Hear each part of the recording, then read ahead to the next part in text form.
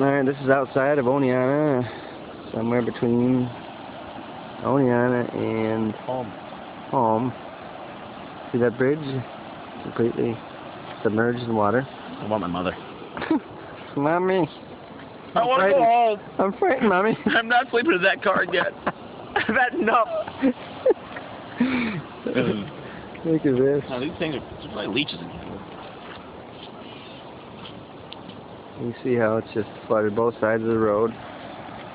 We're standing on dry pavement, but right there, there's bubbles coming out of the pavement, all the water coming up. And that bridge is washed out. This used to be a dump site for the county. No longer. Everything washed down river.